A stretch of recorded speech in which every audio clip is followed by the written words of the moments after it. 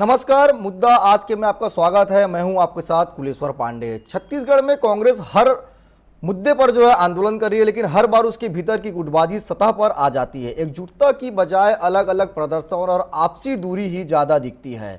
अब भाजपा भी कांग्रेस की इस हालात पर तंज कस रही है। आखिर विपक्ष में रहकर भी कांग्रेस क्यों नहीं हो पा रही है एकजुट? देखिए पहले इस खास रिपोर्ट में।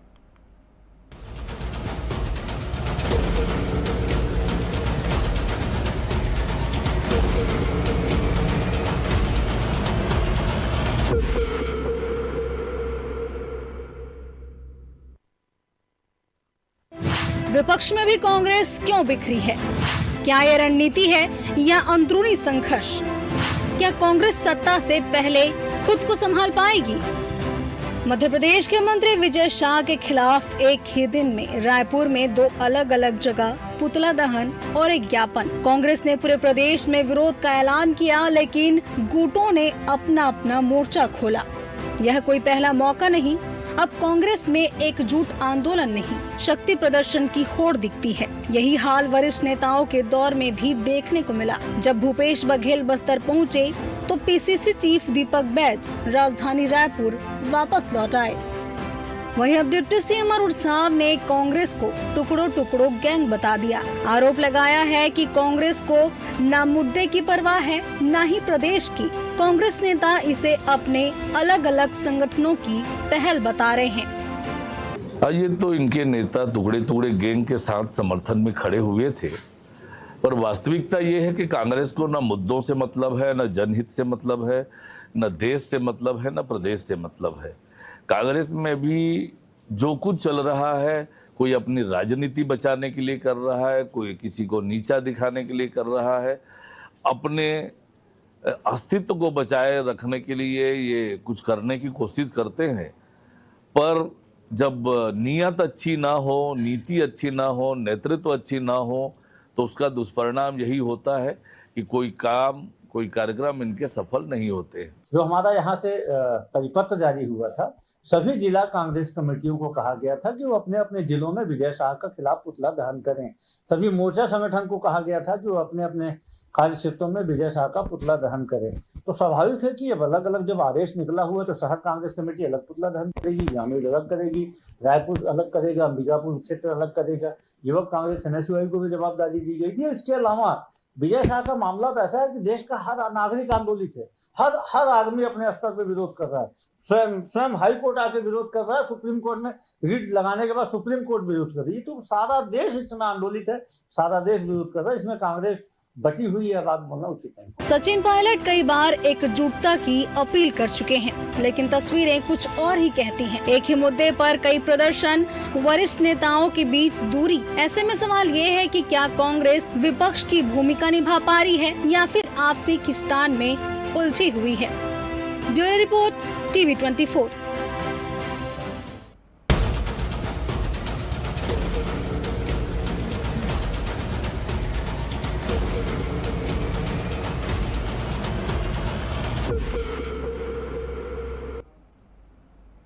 तो देखा आपने रिपोर्ट, और आज हमारे डिबेट का विषय है बटेंगे या जुड़ेंगे। इसी पर हम चर्चा करते हैं। हमारे साथ बेहद ही खास मेहमान जुड़ चुके हैं। अनिल द्विवेदी जी हैं, वरिष्ठ पत्रकार है, स्वागत करता हूं मैं। राजीव चक्रवर्ती वरिष्ठ प्रवक्ता हैं बीजेपी के, स्वागत करता हूं। और धनंजय जी ठाकुर है, कांग्रेस के वरिष्ठ प्रवक्ता, उनका भी मैं स्वागत करता हूं। राजीव जी, सबसे पहला सवाल मेरा आप ही से है, हर बार कांग्रेस पर ही वार क्यों किया जा रहा है आप लोगों की तरफ से? मतलब बराबर आप लोग क्या कांग्रेस के हर चीजों पर नजर बना के रखे हैं क्या? बिल्कुल, कांग्रेस पार्टी हमारी प्रतिपक्ष है, प्रतिद्वंदी है, और प्रतिपक्ष और प्रतिद्वंद पर तो दिखता है कि क्या हो रहा है। और कांग्रेस पार्टी की एक पुरानी विरासत है, उस विरासत की जो सियासत है, वो जो आपने विषय रखा है आज इस चर्चा का कि क्या बट रहे हैं, कितने अलग हैं, तो देखिए कांग्रेस पार्टी की इस विरासत की कहानी तो शुरू ही होती है कि जब नरम दल थे, गरम दल थे, फिर कांग्रेस पार्टी टूट गई और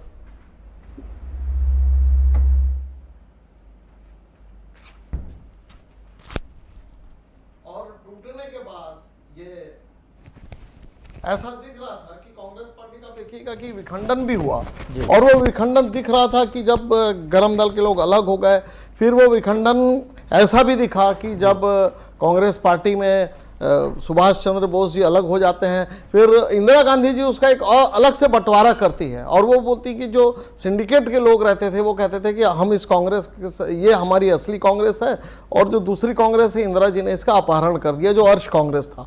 वो इतिहास है। उसका विद्याचंद्र शुक्लानी जी कहा कि ये इटली कांग्रेस है, असली कांग्रेस हम है। फिर वो जनता दल का उदय हुआ जिसमें तमाम तरह के लोग शामिल हो गए और उसने सरकार बनाया। और फिर शरद पवार जी ने भी अपना नेशनल कांग्रेस पार्टी बना लिया। और छत्तीसगढ़ में भी ये इतिहास से इनकार नहीं कर सकते, जब विद्याचंद्र शुक्ल जी एनसीपी को लेकर अलग हो गए। फिर अजीत जोगी जी जो कहते थे कि मेरी मृत्यु कांग्रेस पार्टी में होगी, मैं कांग्रेस पार्टी का सिपह सलार हूँ, उन्होंने छत्तीसगढ़ जेसीपी बना लिया, छत्तीसगढ़ जनता कांग्रेस बना लिया। तो ये देखिए पूरे देश भर में ऐसा इतिहास है कि कांग्रेस पार्टी के बीच में एक पार्टी के अंदर एक अंतर्द्वंद चलता है, पार्टी के अंदर एक लीडरशिप, पैरेलल लीडरशिप चलती है, पैरेलल प्रोग्राम चलता है। और वो जो मैंने कहा पहले ही, पांडे जी की सियासत है, उनकी विरासत है, और ये विरासत है थोड़ा सा आपस में थोड़ी सी शक्ति प्रदर्शन होता है। जो छत्तीसगढ़ के प्रभारी है सचिन पायलट जी, उनके बारे में जो पूर्व मुख्यमंत्री थे राजस्थान के, उन्होंने कहा कि ये विश्वसनीय इंसान नहीं है कांग्रेस के प्रति, ये कहीं और इनका एजेंडा चलता है।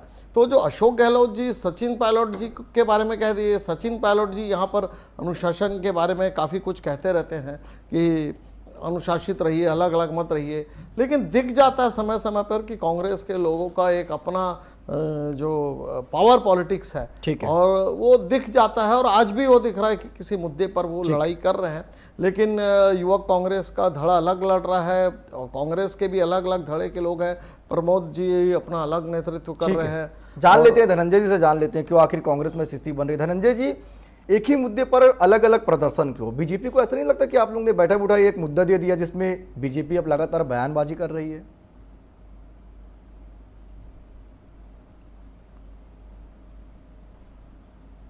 धनंजय जी, मेरे सवाल है। जी धनंजय जी, आपसे सवाल है। थोड़ा आवाज बढ़ाइए ना, उधर से आवाज नहीं आ रहा क्लियर। बिल्कुल धनंजय जी, मेरा सवाल यही है कि लगातार बीजेपी जो है यही कह रही है कि कांग्रेस में बिखराव की स्थिति है, एक ही दिन में एक ही मुद्दे पर अलग अलग प्रदर्शन किया जा रहा है, कांग्रेस जो है कई स्तर पर जो है अलग अलग हुई है। तो इसमें क्या कहेंगे आप? क्या ऐसा नहीं लगता कि बैठा बैठा है बीजेपी को एक मुद्दा दे दिए हैं आप लोग बोलने के लिए? देखिए, कांग्रेस पार्टी ने भारतीय जनता पार्टी के उस बेशरम मंत्री को, मैं तो कहूंगा पूरी भाजपा ही बेशरमों की पार्टी है, जो हमारे देश के सेना की बेटी का जो अपमान किया है, जेपी नड्डा की पार्टी ने, नरेंद्र मोदी जी की पार्टी ने, अमित शाह की पार्टी ने, बेशरम पार्टी के लोग अपने उस बेशर्म नेता जिसके खिलाफ कांग्रेस के एक एक नेता और कार्यकर्ता विरोध जता रहे हैं, माननीय हाईकोर्ट और माननीय सर्वोच्च न्यायालय ने भी फटकार लगा दिया है। पर बेशर्म भाजपा नेताओं को शर्म नाम की तो चीज नहीं है। और उस बेशर्म नेता के बारे में बताओ तक पार्टी से बाहर क्यों नहीं निकाला है? कांग्रेस के कार्यकर्ता चाहे टुकड़ों में बैठ के हो, चाहे अलग अलग क्षेत्रों में विरोध किया है, विरोध उस बेशर्म पार्टी के नेता का। तो इन बेशर्मों को शर्म नहीं आता कि उसको पार्टी से निकालने के बजाय, उस पर कार्रवाई करने के बजाय कांग्रेस के प्रदर्शन पर सवाल उठा रहे? अरे कांग्रेस का एक एक नेता अपने आप में नेता है, नेतृत्व करता है। ये भारतीय जनता पार्टी की तरह नहीं है कि चूहा की तरह पूंछ पकड़कर कोई चलेगा। और अरुण साव जी को चौधरी बनने की क्या जरूरत है? क्या अरुण साव जी कांग्रेस पार्टी के वार्ड अध्यक्ष हैं, या कांग्रेस पार्टी के प्रभारी हैं, या कांग्रेस पार्टी उनको सलाहकार नियुक्त किया है? हमारी पार्टी का मसला, हमारे लोग विरोध कर रहे हैं। और अरुण साव बताना चाहिए ना, वो बेशर्मी की प्रकाष्ठा है कि बेशर्म पार्टी के लोग उस बेशर्म मंत्री को हटा नहीं पा रहे, कांग्रेस पर सवाल उठा रहे हैं। तो संगठन नाम की चीज तो भाजपा में नहीं है, न दम मोदी में है, न शाह में है, न जेपी नड्डा में है। तो हम पे उंगली ना उठाए, हमारे तो कार्यकर्ता नेताओं ने विरोध किया है। पर क्या बेशर्मों को शर्म नहीं आता है? जो इस देश की सेना की बेटी का अपमान किया, उसको बचाने में लगे हुए नरेंद्र मोदी जी, उसको बचाने में लगे हुए जेपी नड्डा जी, उसको बचाने में लगे हुए अमित शाह। इन बेशर्मों में गैरत नाम की चीज है कि नहीं, नैतिकता है कि नहीं, कि बेशर्मी को भी ट्रंप के पास गिरवी रख के आ गए हैं? शर्म हया खो दिए है क्या? अरे कांग्रेस में क्या होगा क्या नहीं होगा, इसके लिए कांग्रेस के नेता सक्षम है। अरुण साव चौधरी ना बने ट्रंप की तरह। बिल्कुल धनंजय जी, बेशरम नेता को अब तक क्यों नहीं हटाया गया? आपके इन सवालों का जवाब मैं जरूर लूंगा राजू जी से। इसके पहले मैं अनिल द्विवेदी जी के पास जाऊंगा। अनिल जी, क्या लग रहा है जो कांग्रेस में स्थिति जो उत्पन्न हो रही है, लगातार हम देख रहे हैं, भूपेश बघेल बस्तर जाते हैं तो दीपक बैज रायपुर लौट जाते हैं, तरह तरह के आंदोलन होते हैं, लेकिन उसमें बड़े लीडर्स जो है वो शामिल नहीं होते हैं। क्या लग रहा है आपको इसमें? देखिए पांडे जी, कोई भी राजनीतिक दल में ये लोकतंत्र है और राजनीतिक दलों में असंतोष, गुटबाजी, बयान, धरना प्रदर्शन, गुटबाजी, बयान, ये सब भी राजनीतिक दलों के अलंकरण हैं। उसी से उनकी राजनीति चलती, जनता का समर्थन भी के बीच उनका समर्थन भी बढ़ता है पब्लिक के बीच में। जहाँ तक आपने छत्तीसगढ़ कांग्रेस की बात कही है, निश्चित तौर पर जैसा कि सभी राजनीतिक दलों में होता है, कांग्रेस में भी ये समस्याएं हैं और पिछले कई सालों से हम उठा देख लें, बहुत से मामले सामने दिखे भी हैं, चाहे जब भूपेश बघेल सरकार थी, जब चाहे टीएस सिंहदेव के इस्तीफे का मामला हो, चाहे उन्होंने बहुत सारे मुद्दे उन्होंने उठाए थे, असंतोष था एक तरह का वो भी। इसके बाद अभी आप देखिए कि अभी बहुत सारे मामले सामने, अभी चाहे वो नेता प्रतिपक्ष की नियुक्ति का मामला हो, चाहे मैं देखा कोरिया में अभी दोनों पार्टी के नेता एक ही पार्टी के दोनों नेता भिड़ गए थे, कोई छात्रा का मामला था। इसी तरह अभी आप देखिए कि यूडी मिंज का जो बयान आया भारत पाक युद्ध पर, उस पर भी कांग्रेस काफी चर्चा में रही। तो ये चीजें पार्टी के बीच चलती रहती हैं। सवाल ये है कि जो पार्टी के बड़े नेता हैं, चाहे वो प्रदेश कांग्रेस के प्रभारी हों, चाहे प्रदेश कांग्रेस अध्यक्ष हों, वो कैसे पार्टी को संभाल पा रहे हैं, असंतोष कैसे खत्म कर पा रहे हैं, विवादों को जो जन्म दे रहे हैं उन विवादों का पटाक्षेप कैसे हो रहा है, नेताओं का सम्मान हो रहा है या नेताओं की यदि नाराजगी उसको दूर क्यों नहीं की जा रही है। क्योंकि यदि ये कांग्रेस करेगी तो निश्चित तौर पर उसका भविष्य सुखमय है, उज्ज्वल है उसका भविष्य। और आप देखिए कि 5 साल कांग्रेस की रही, निश्चित तौर पर सत्ता में रहने के चलते एंटी इनकम्बेंसी आती है, इसलिए कोई नेता बस्तर आ गया और कोई नेता रायपुर आ गया, ये कोई बड़ा इशू नहीं होता है। राजनीतिक दलों के बड़े नेताओं के अपने अपने प्रवास कार्यक्रम तय रहते हैं, चाहे वो प्रदेश कांग्रेस अध्यक्ष हो, चाहे वो पूर्व मुख्यमंत्री की बात हो। लेकिन एक बात मैं बताना चाहूंगा कि इतनी गुटबाजी, इतना असंतोष होने के बाद भी क्या वजह है कि कांग्रेस सबसे ज्यादा हारी हुई सीट यदि लाती है तो 35 सीटों पर आती है। यानी उसका समर्थन देखिए पूरे छत्तीसगढ़ में कि सबसे करारी हार होने के बाद भी कांग्रेस यदि 35 सीटें जीतती है तो आप ये तय मानिए कि उसके बीच जनता के बीच उसका जनाधार क्या है और जनता उसे किस तरह से लेती है। तो ये जो छोटे मोटे विवाद उठते हैं या जो असंतोष उठते हैं या पार्टी के फैसलों के चलते गुटबाजी उभरती है, इसका जनता से कोई लेना देना नहीं है। जनता तो ये तराजू के तौलती है कि आपकी सरकार आई थी तो आपने कितना अच्छा काम किया और यदि बीजेपी की सरकार थी तो उसने क्या किया, विकास कैसा रहा, शांति कैसा रही, कानून व्यवस्था कैसी रही। जनता के विकास से जुड़े मुद्दे ही आम आदमी को पसंद आते हैं। इसलिए कांग्रेस को उस हिसाब से सोच करके आगे बढ़ना होगा। अभी 3.5 साल का वक्त है, मुझे लग रहा है पार्टी इस पर जरूर विचार मंथन करेगी और सुधार के साथ आगे बढ़ेगी। राजू जी, विपक्ष को अगर आप लोग इतना ही कमजोर समझ रहे हैं तो फिर आप लोगों को चिंता क्यों सताता है? तुरंत कोई अगर कोई मुद्दा आता है तो तुरंत आप लोग उसमें पलटवार कर देते हैं। देखिए, हम हमेशा अपने प्रतिपक्ष का बहुत सम्मान करते हैं, लेकिन जो कांग्रेस के जो मैंने आरंभ में कहा, शायद धनंजय जी नहीं सुन सके हैं या आप नहीं सुन सके हैं कि कांग्रेस की जो विरासत है वो विरासत है टूटने की और अलग अलग गुटों में बंटने की। तो हम कुछ नहीं कहते, हम तो चाहते हैं कि एक मजबूत विपक्ष के रूप में कांग्रेस आए और इस देश की राजनीति में चलाए। लेकिन विपक्षी पार्टी कहती है कि देश में लोकतंत्र नहीं है, विपक्षी कहती है कि लोकतंत्र नहीं है लेकिन कांग्रेस पार्टी का राज है। अब प्रियंका गांधी जी कहीं बोल रही थी कि हिमाचल में सरकार ठीक से काम नहीं कर रही, वहाँ सेब के दर नहीं मिल रहे। बाद में उन्हें बताया कि नहीं, हिमाचल में हमारी सरकार है, नहीं वहाँ लोकतंत्र खत्म हो गया।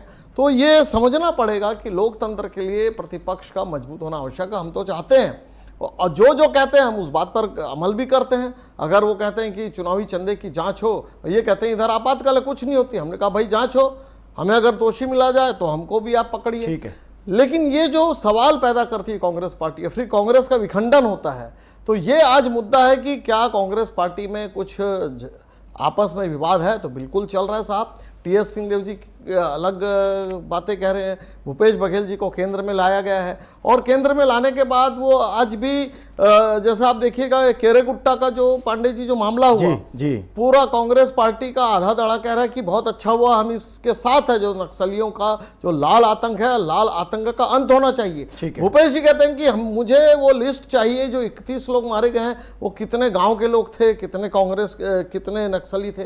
तो ये जो विरोधाभास है ये दुर्भाग्यपूर्ण है कि जब आपकी पार्टी के एक लीडरशिप नेता प्रतिपक्ष कह रहे नहीं बिल्कुल मारे गए हैं और हम खुश है कि एक और नक्सलियों ने भी समर्थन पत्र दिया, लेकिन भूपेश बघेल जी आज उन्होंने बयान दिया कि नहीं मैं नहीं मानता।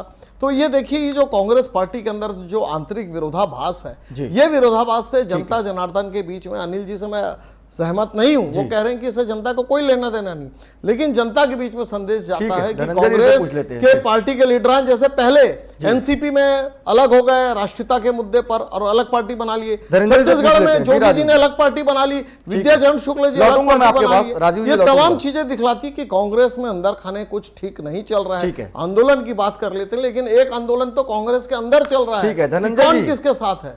धनंजय जी, क्यों आप लोग नहीं दिखा देते बीजेपी को कि हम मजबूती के साथ हैं, हम सब एक है? क्यों बीजेपी बार बार प्रश्न चिन्ह उठा रही है, सवाल कर रही? देखिए, मोदी भक्ति का जो पट्टी आंख में इनका चढ़ा है ना, उसमें तो देश के खिलाफ अहित जो हो रहा है इनको नहीं दिखता है। अगर आज नरेंद्र मोदी जी घुटना टेके हुए हैं संसद में जातिगत जनगणना के लिए, तो हाँ, तो कांग्रेस लोकतंत्र की जीत है। से मजबूत है, इसलिए कि है ना, सुन लेना भाई, ये लोकतंत्र की हिमायती बने थे, बोल रहा हूं तो चिल्लाने लगा सदन की तरफ जी। तो अगर नरेंद्र मोदी घुटना टेके है ना सदन में, नहीं जातिगत टेके। जनगणना मनाने लोकतंत्र की के जय लिए हुई है। कांग्रेस की देन है। और अगर कांग्रेस पार्टी आज सड़कों पर उतरती है, कांग्रेस पार्टी अगर विरोध करती है ना, तो भाजपा ये तिल मिलाते हैं ना, ये लोकतंत्र है और कांग्रेस का मजबूत विपक्ष होने का प्रमाण है। ये केरगुट्टा पहाड़ी के विषय में बात कर रहे थे, भूपेश बघेल जी पर सवाल उठा रहे थे, इनको तो शर्म आना चाहिए। हम विष्णु शर्म से साय जी गड़गड़ के जाएंगे। दूसरे मामले सुन तो ले भाई, लोकतंत्र की हिमायती बंद सुनना यार, सुनना क्यों तिल मिला रहा है। नहीं, तिल मिला नहीं विष्णु रहा। साय जी बयान देते हैं कि केरगुट्टा में एक संकल्प नाम के ऑपरेशन शिविर चल रहा है, 22 नक्सलियों की 100 बरामद मैं होती इसका जवाब दूंगा। है और 1 घंटा बाद गृह मंत्री कहते हैं कि ऐसा कोई संकल्प अभियान नहीं चल रहा है, कोई 100 बरामद नहीं किया गया, भ्रम फैलाया जा रहा है। मतलब प्रदेश के मुख्यमंत्री के बयान को प्रदेश के गृह मंत्री विजय शर्मा भ्रम बोल देते हैं। ये हम पे सवाल उठा रहे हैं। और आज सीआरपीएफ और डीजी जो है उसके बारे में जब जानकारी दिए, प्रदेश के सामने सच लाए, तब पता चला संकल्प अभियान के बारे में मुख्यमंत्री जी ठीक बोल रहे थे। और जिस विभाग के मुखिया है शर्मा जी, उसको उस विभाग के बारे में जानकारी नहीं है। भूपेश बघेल जी ने क्या गलत कहा? भूपेश बघेल जी ने कहा कि सीआरपीएफ और हमारे फोर्स को बधाई 31 नक्सलियों के 100 बरामद करने के लिए। उन्होंने तो कहा ना कि मुख्यमंत्री जी और गृह मंत्री भी मतभेद है। अरे जिस विभाग के मंत्री को जानकारी होना चाहिए वो मुख्यमंत्री बयान में खंडन कर रहे हैं। ठीक ये है। राजनीतिक आपकी बात आ प्रदेश गई। में हम पे उंगली उठा रहे हैं, कुछ बोलना चाह रहे हैं। आप जी, जी। स्थापित कर लीजिए। अब धनंजय जी सुन लीजिए। पूछता नहीं सुन है, लीजिए। उप मुख्यमंत्री प्रदेश के सिर्फ बयान देने तक सीमित है, ठीक है। गृह मंत्री जी मुख्यमंत्री नहीं, का नहीं, बयान ठीक है। खंडन करते हैं। तो ये तो पूरा अराजकता की स्थिति ठीक है, ठीक है। सरकार भी धनंजय जी, सरकार चल रहा है। आपने और बहुत कांग्रेस अच्छा मजबूती विकास से किया। विरोध कर रहा है। तो ये तो ना सरकार चला पा रहे हैं ना संगठन चला नहीं, पा कुछ रहे हैं। नहीं चला पा रहे, आप ही लोग चला रहे हैं। भाजपा ठीक है। बोलिए राजीव जी। हाँ, पांडे जी, में दम है। धनंजय जी, अगर हमारी सरकार इतनी ही खराब चलती तो लोकसभा में, धनंजय जी एक मिनट, आपकी बात आ गई, मैं आपका जवाब देना चाहता हूँ। संगठन नहीं है। हाँ ठीक है, आपका जवाब आ गया है। अब सुन लीजिए धनंजय जी, आपकी पार्टी ने बहुत मधुर काम किया, इतना अच्छा काम किया बस्तर में कि सीटें नहीं आई। अंबिकापुर में इतना अच्छा काम किए कि 1 सीट के लिए तड़प गए। लोकसभा में आपकी पार्टी चले गई, नगर निगम चुनाव में आपकी पार्टी चले गई। जो आपकी एकता, विश्वसनीयता, अखंडता, पार्टी का अनुशासन वो दिख गया है।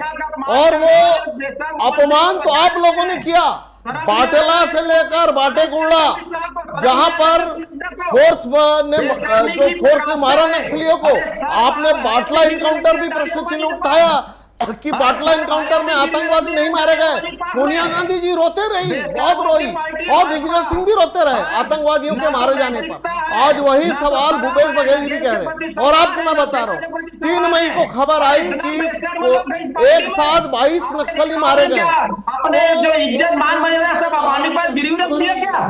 फिर हाँ, मुख्यमंत्री सेना को बदनाम कर रहा है, सेना को गाली दे रहा है, बच्ची का मान कर रहा है। बेशरम मंत्री है आपने, बेशरम भाजपा के नेता है और बेशरम आपका राष्ट्रीय अध्यक्ष है कि कौन कब मारा गया है, इनकाउंटर पर सवालिया निशान लगा देना। तो अरे जिस प्रदेश के मुख्यमंत्री के बयान को उसे गृह मंत्री खंडन कर दे, इससे ज्यादा बेशर्मी क्या हो सकती है? प्रश्न है पांडे ये जी, सरकार है कि धनंजय जी सुन लेते हैं राजीव जी को, फिर मैं आपके पास लौटूंगा। ठला बैठे हुए हैं। तो कांग्रेस अरुण साहब मुख्यमंत्री है, मीडियम फाइट देने के लिए कुछ काम उनके पास, ममता बनर्जी अलग हो गई, उनका तो चलता ही धनंजय जी सुन लेते हैं राजीव जी को, फिर मैं आपके पास लौटूंगा। धनंजय जी, राजीव जी को सुन लेते हैं, फिर मैं आपके पास आऊंगा। धनंजय जी जी बोलिए, राजीव जी बोलिए। जी धनंजय जी, मैं विनम्रता से कह रहा था कि आज जो विचार है, जो इस चैनल का जो आज विषय है कि क्या कांग्रेस पार्टी की अलग अलग विचारधाराएं हैं।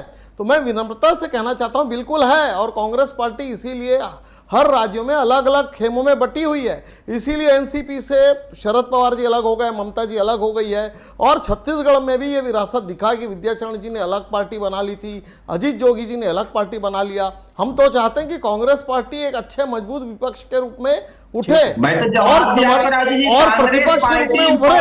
लेकिन ये दुर्भाग्यपूर्ण है, अनिल जी ने कहा कि 35 वोट मिले हैं। तो नरेंद्र मोदी जी अहंकार से ग्रसित थे, जनता जनार्दन को देश ठीक है राजू, ठीक है, मोहन भागवत जी करने रोकते थे ना।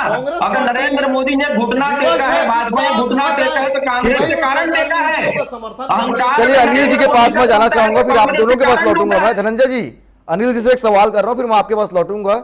अनिल जी, कैसे संभालेगी कांग्रेस खुद को? क्योंकि देखिए 2 साल का वक्त तो चले गया बीजेपी की सरकार, आने वाला 3 साल काफी अहम रहता है अगर कोई पार्टी वापस सत्ता में आना चाहती है तो। कैसे देख रहे हैं आप? देखिए पांडे जी, पहले तो जो भाजपा प्रवक्ता राजीव चक्रवर्ती ने 2 बार एक बात कही मुझे लेकर के कि मैं उनकी बात से असहमत हूँ। जी, ये अपना अपना अधिकार है असहमत सहमत होने का, लेकिन मैंने जो एक सच्चाई बात कही कि अगर कांग्रेस में इतनी गुटबाजी और सवाल उठ रहे हैं और उसके बाद भी यदि कांग्रेस सबसे लोएस्ट प्रदर्शन 34 या 35 सीटों का करती है, बिल्कुल, तो निश्चित तौर पर जनता उन मुद्दों को कितनी गंभीरता से लेती है ये आंकड़े दिखाते हैं। मेरा कहने का मतलब ये था, मैं कोई इसमें भाजपा की तारीफ कर रहा हूं, आलोचना कर रहा हूं या कांग्रेस की आलोचना कर रहा हूं, ऐसा मतलब नहीं था मेरा मतलब यह था कि अगर 34 सीटें भी कांग्रेस पा रही है, सबसे लोएस्ट प्रदर्शन, तो छत्तीसगढ़ की जनता के बीच उनका जो प्रभाव है वो समझा जा सकता है। मैंने एक उदाहरण दिया था बस एकदम। अब जहां तक बात उठी 2 मामलों की, एक मामला इसमें उठा कि विजय शाह जो मध्य प्रदेश के मंत्री, उन्होंने कुछ कहा हमारे सेना की महिला को लेकर के, मामला कोर्ट में चला गया है और कोर्ट में जाने के बाद आज कोर्ट ने फिर से एफआईआर करने के निर्देश दिए हैं। एफआईआर यदि होती है जैसा कि आचार संहिता है, जैसा कि कानून के हिसाब से संहिता है कि आचार संहिता अगर एफआईआर अगर होती है तब भी इस्तीफा लेने का दबाव नहीं आ सकता है। इस्तीफा तब देगा मंत्री जब उसे जेल की सजा हो जाएगी। अब यह पार्टी का अंदरूनी मामला है भाजपा की, वो इस पर क्या फैसला करती है और कांग्रेस का इस पर क्या स्टैंड होगा। दूसरी बात नक्सल ऑपरेशन की है। कुर्रेगटा पहाड़ी जो है नक्सलियों का घोर डेंस मॉइस्ट एरिया था। अगर वहां हमारे सुरक्षा बल पहुंचे, पुलिस पहुंची है, निश्चित तौर पर इसका स्वागत होना चाहिए। बहुत अच्छी कार्रवाई हुई है, 30 से ज्यादा नक्सली मारे गए हैं। अब निश्चित तौर पर अगर 30 से ज्यादा नक्सली मारे गए हैं और खुद राज्य के डीजी प्रेस कॉन्फ्रेंस करके ये बयान दे रहे हैं, तो ये उनका धर्म है कि नक्सलियों की सूची भी जारी करें कि कितने नक्सलियों की मौत हुई है। और आज यदि नक्सली हताश हैं, अगर वो शांति वार्ता के टेबल पर आ रहे हैं, दूसरा तीसरा पत्र वो लिख रहे हैं, तो ये भाजपा सरकार के उस संकल्प का विजय अभियान है जिसमें उन्होंने बोला कि हम अगले साल तक छत्तीसगढ़ को नक्सल से मुक्त कर देंगे। ठीक है, ये पहली बार आजादी के बाद हुआ है कि किसी सरकार ने, किसी केंद्रीय गृह मंत्री ने ये एक तरह से प्रतिज्ञा की हो कि हम अगले साल तक टारगेट ये तय करेंगे कि नक्सलियों को खत्म कर देंगे। बिल्कुल, इससे कौन असहमत होगा? कोई असहमत नहीं होगा। कांग्रेस ने भी बोला कि अच्छी बात है कि छत्तीसगढ़ से नक्सलवाद खत्म हो जाए। तो अगर प्रदेश इस ओर बढ़ रहा है तो बस्तर के लोगों को सबसे ज्यादा सुकून होगा, वे शांति और विकास के रास्ते पर आगे बढ़ेंगे। एक बात और छोटी सी और कह दूं कि अभी राजीव ने बहुत अच्छी एक बात कही कि क्या बात है कि कांग्रेस हमेशा विभाजित होती रही। आप जोगी कांग्रेस देख लीजिए, कांग्रेस के नेताओं से टूटकर जोगी कांग्रेस बनी। आप एनसीपी को देख लीजिए, एनसीपी यदि छत्तीसगढ़ में आई तो कांग्रेस के ही बड़े नेताओं ने अलग पार्टी बनाई और एनसीपी बनाई, और अब खुद कांग्रेस भी है। तो अगर ये तब होता है जब आप गुटबाजी को नहीं संभाल पाते, जब आप सीनियर नेताओं के जो है मेंटेन नहीं कर पाते, जब आप पार्टी को जो नियम कायदे अनुशासन से चलना चाहिए उस पर कहीं ढील हो जाती है, तब आपका यह होता है कि पार्टी कहीं ना कहीं टूटन की कगार पर आती है। बहरहाल मुझे ऐसा कोई भविष्य अभी कांग्रेस का नहीं दिख रहा है। कांग्रेस अभी यूनाइट है, भूपेश बघेल जो पूर्व मुख्यमंत्री उनके नेतृत्व में आगे बढ़ रही है निश्चित तौर पर। लेकिन हाँ, परफॉर्मेंस क्या रहे, आप विधानसभा चुनाव हार गए, आप कांग्रेस लोकसभा हार गए, आप नगर निगम चुनाव हार गए, पंचायत चुनाव में भी आपका कोई बहुत उत्तम प्रदर्शन नहीं रहा, तो इसकी जिम्मेदारी कौन लेगा? प्रदेश कांग्रेस अध्यक्ष को लेना चाहिए, इसके लिए प्रदेश प्रभारी को जिम्मेदारी लेना चाहिए। तो कांग्रेस को इस बातों पर ध्यान देना चाहिए। धनंजय जी, बीजेपी यही कह रही है कि कांग्रेस हमेशा से टुकड़ों टुकड़ों गैंग के साथ खड़ी रही है। कितना वाकिफ रखते हैं इस बीजेपी के बयान से या आरोप से? जो आतंकवादी को दमान की तरह हवाई जहाज बैठाकर कंधार छोड़ने गए थे, टुकड़े टुकड़े गैंग के साथ कौन खड़ा रहा? नरेंद्र मोदी जी जो देश को गुमराह करके पाकिस्तान आधी रात को चले जाते हैं, टुकड़े टुकड़े गैंग के साथ कौन खड़ा रहा? अभी आप देख लीजिए ना, हमारे देश के मामले में ट्रम्प यहाँ पे बयान जारी करता है। अभी ट्रम्प की जो स्थिति है तो चुप कौन है? तो टुकड़े टुकड़े गैंग के साथ तो खड़ा भारतीय जनता पार्टी और आरएसएस रहता है। कांग्रेस पार्टी हमेशा आतंकवाद के खिलाफ रही है, देश के जो विरोधी है उनके खिलाफ खड़े रही है, पर टुकड़े गैंग को संरक्षण किसने देता है? ये तो बात है ना। और भारतीय जनता पार्टी के नेता ये तो टुकड़े गैंगों के समर्थक और फाइनेंसर है।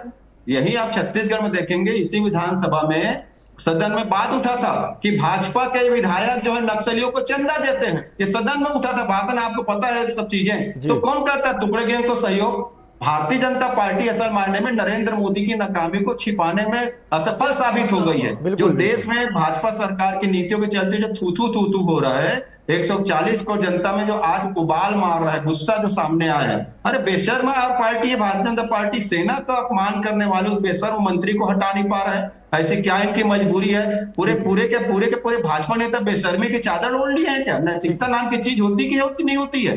मैं कहता हूं जब देश एकजुटता के साथ खड़ा हुआ है, और यही बेशरम भाजपा है जो आप देखेंगे पहलगांव में एक बेटी की मांग की सिंदूर उड़ जाती है, उजड़ जाता है, आतंकियों ने उसकी हत्या कर देते हैं, तो ही भारतीय जनता पार्टी बेशर्मी से उसे कार्टून पोस्ट में जारी करता है। तो टुकड़े गैंग को बढ़ावा कौन दे रहा है? ये तो बेशर्मों की पार्टी है। अरे काम कुछ कर नहीं पाए हो, कांग्रेस की चिंता ना करो, प्रदेश ने आपको जिम्मेदारी दी है।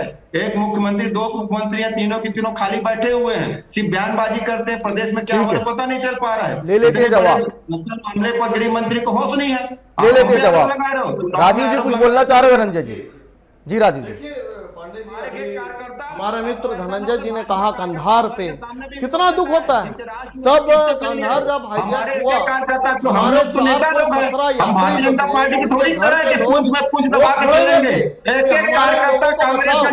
इंसानियत के नाते, मानवता की पराकाष्ठा के लिए आपकी बात आ गई, मैं जवाब देना चाहता हूं। नरेंद्र मोदी जी झुक गया। धनंजय जी 2 मिनट सुन लेते हैं, कुछ बोल रहे हैं धनंजय जी। राजीव जी को सुन, जवाब देना चाहता हूं, सुन लीजिए। आपने प्रश्न किया कंधार अपहरण में क्यों लेकर गए, आपने प्रश्न किया कि कौन किसके साथ खड़ा था। तो देश की दुनिया जानती है कंधार के समय जो मानवता की जो बात आई थी, 417 यात्रियों की जान की कीमत बनाई थी, तब हमने उन यात्रियों को, बेगुनाह यात्रियों, एक यात्री कात्याल, विनय कात्याल मारा गया था, उसकी जिंदगी के लिए पूरे देश भर में प्रदर्शन हो रहे थे। उन 417 यात्री और हमारे एयर इंडिया के क्रू मेंबर को बचाने के लिए हम लेकर गए थे।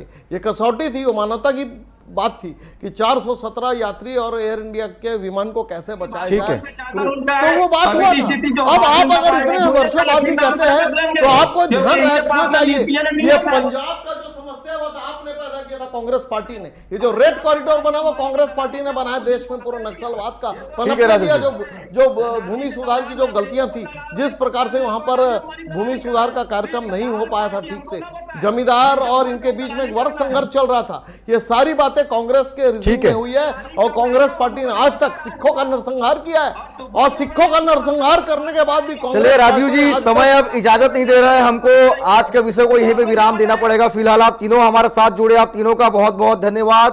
तो विषय अब भी है कि बटेंगे या जुड़ेंगे। कांग्रेस की जो लगातार यहाँ प्रदेश में स्थिति दिखी जा रही है, उसमें लगातार यही सवाल उठ रहा है कि कांग्रेस कब एकजुट प्रदेश में दिखाई देगी। तो फिलहाल आज के लिए इतना ही, कल किसी और मुद्दे के साथ मिलेंगे। नमस्कार।